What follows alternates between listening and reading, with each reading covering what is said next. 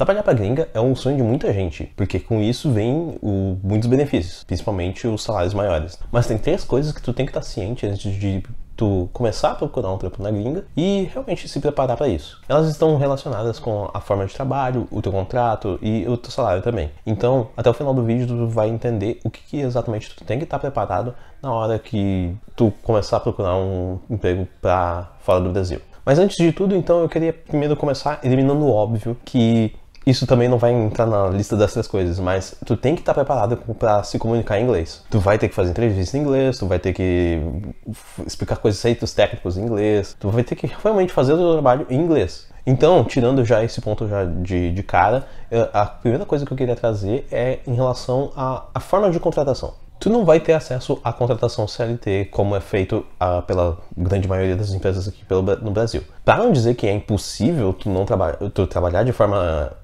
com carteira assinada para uma empresa do exterior, para isso ser possível, a empresa precisa ter uma filial aqui no Brasil, o que eleva muito os custos de contratação, então a grande maioria das empresas prefere fazer de outra forma. Então, por consequência, como tu não vai estar trabalhando com CLT, tu não vai ter nenhum benefício que vem junto com isso, garantido, né? Tu não vai ter o teu FGTS, o 13º, férias, todas essas coisas que tu tá acostumado, não é garantia que tu vai ter. Tudo isso vai realmente depender de como é feito o teu contrato. Por exemplo, na minha empresa, eu tenho 32 dias úteis de férias, mas eu não tenho nenhum tipo de feriado, por exemplo. Eu tenho também 5 dias de dispensa médica. Então, se eu quero fazer algum feriado, eu preciso tirar das minhas férias. Se eu quero fazer férias, realmente tirar férias, pelo menos eu tenho esses 32 dias úteis, o que é bem bom, na verdade, se tu pensar, porque as férias aqui no Brasil, por exemplo, a gente tem que, geralmente é em dias corridos, né? Então, acaba que tu tem, tipo, uns 20 poucos dias de férias, mais ou menos. Eu tenho 32 dias de férias, então, tipo, é muita coisa.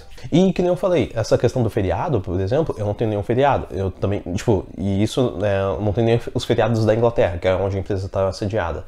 Eu não tenho feriado brasileiro nem da Inglaterra. Então, se eu quiser fazer um feriado, eu tenho que tirar das minhas férias. Mas isso pode mudar de acordo aonde tá a tua empresa. Tipo, se a tua empresa faz feriados e, tipo, pega os feriados americanos, por exemplo. Então, tu vai ter outros feriados americanos, mas, tipo, tu não vai ter os feriados brasileiros. Então, o que isso pode ser, tipo, tu tem que pensar nesse sentido na questão, mais no impacto que vai ter na sua vida social. O que eu, pessoalmente, não acho que é tão relevante assim.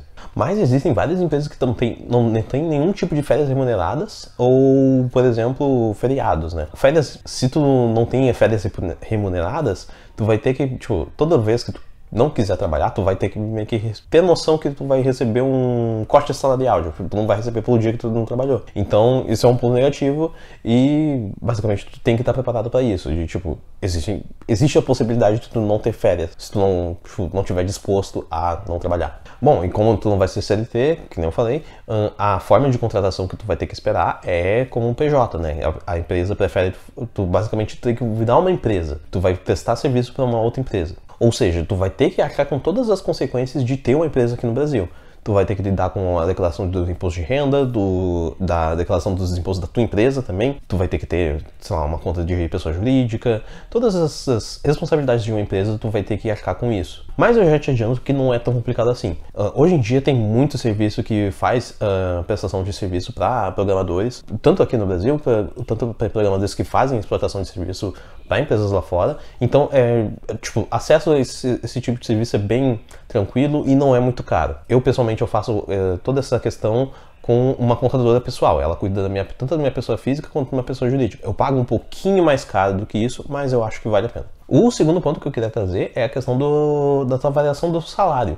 Porque como tu vai receber em moeda estrangeira, o teu salário vai variar. No geral, como o Brasil é uma bosta, então o teu salário tende a variar para cima. Mas isso pode mudar a qualquer momento, não é nada garantido, né? Só que eu diria que para a variação salarial ser, tipo, cair para baixo, tipo, drasticamente, o Brasil teria que dar certo. Eu acho que isso é meio improvável, infelizmente. Mas, que nem eu falei, por causa da variação cambial, teu salário nunca vai ser exatamente o mesmo, né? Acaba que, tipo, vai ter meses que, sei lá, tu vai receber um pouquinho mais, um pouquinho menos, mas, no geral, vai ter meio que uma média e, assim, pelo menos, acho que nos próximos anos, a tendência é o teu salário subir de acordo com que o tempo passe. Claro, existe inflação também, né? Então, meio que o teu salário, meio que, recebendo em moeda estrangeira, o teu salário meio que tem uma uma correção pela inflação sozinha, só pelo fato de tu receber em dólar ou euro, né? Pra dar um exemplo pessoal, quando eu comecei a trabalhar nessa empresa que eu tô agora, o meu salário era mais ou menos por volta, assim, de 20 mil, 21 mil, assim, nunca passava muito disso, ou,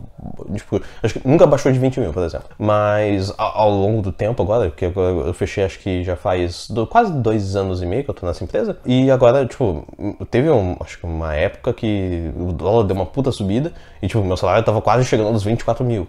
Então, por causa disso, tipo, dá pra ver que, tipo, a tendência realmente é subir, pelo menos nesse cenário econômico que a gente tá passando agora.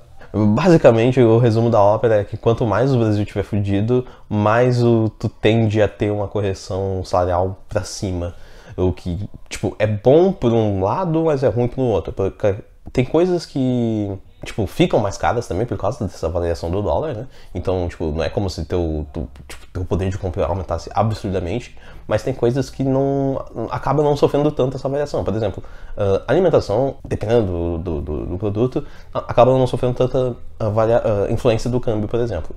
Aluguel também, geralmente é algo que também fica mais estável. Tanto aluguel quanto... como se diz, a prestação da casa, né? Caso tu esteja pagando a prestação da casa, né?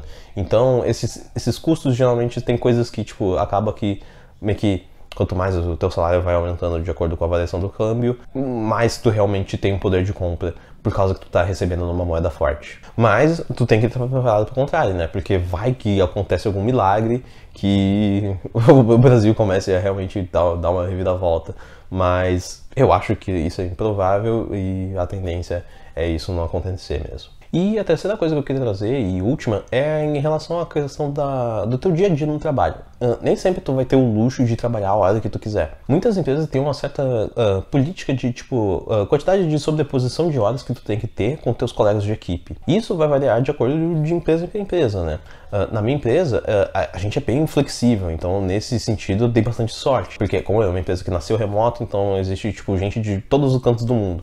Então não existe realmente uma necessidade muito grande de tu fazer muitas horas numa quantidade, tipo, no intervalo específico de tempo. Mas eu acho que na maioria dos casos tu tem que estar pronto pra, tipo, trabalhar na questão de, tipo, umas 4 a 6 horas de overlap com teus colegas de equipe. E isso já vem com uma outra questão junto, porque é a questão de, tipo, dependendo de onde a empresa está sediada, isso vai, tipo, fazer com que tu tenha que trabalhar em horários um pouquinho mais estranhos. Por exemplo, se tu está trabalhando para uma empresa da Europa e a maioria dos teus colegas de equipe são da Europa, então tu vai ter que esperar que, tipo, tu tem que esperar que tu vai trabalhar, tipo, um pouco mais cedo do que o normal, porque na Europa geralmente eles estão 3 a 4 horas na nossa frente. Em comparação, empresas nos Estados Unidos vai depender muito de onde está nos Estados Unidos, né? Se for na Califórnia, tu vai, tipo, pode trabalhar um pouquinho mais tarde, tipo, o teu horário vai ser um pouquinho mais tarde, porque na Califórnia eles estão, tipo, sei lá, uns 3, 4 horas atrás, eu acho, nem sei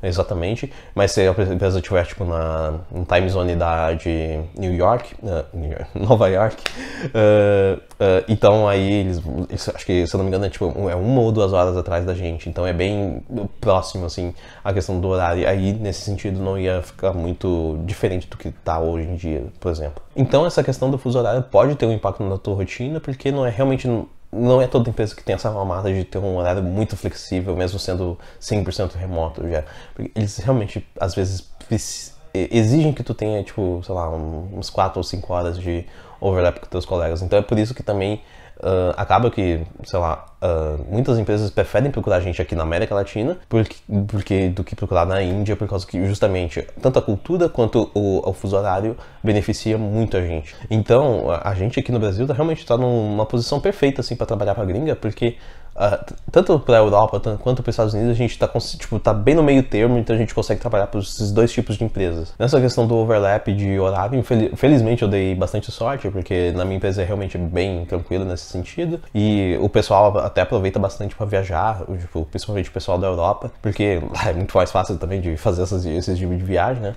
Mas, tipo, por exemplo, eu tive uma colega que estava trabalhando, ele ficou uns 2, 3 meses no Japão, basicamente trabalhando de lá, remoto, e por causa que, como a gente tem essa flexibilidade de horário, então, tipo, ela só tinha que estar nas reuniões, tipo, a gente tem a daily, né, que é no meu horário é às 2 da tarde, então no caso pra ela seria às 2 da manhã, então tipo, ela só tinha que estar disposta a fazer isso, mas tipo, tem essa possibilidade, sabe? E caso tu ainda não assistiu o vídeo de como foi todo o processo pra conseguir esse trabalho no exterior, eu vou deixar aí pra tu assistir depois.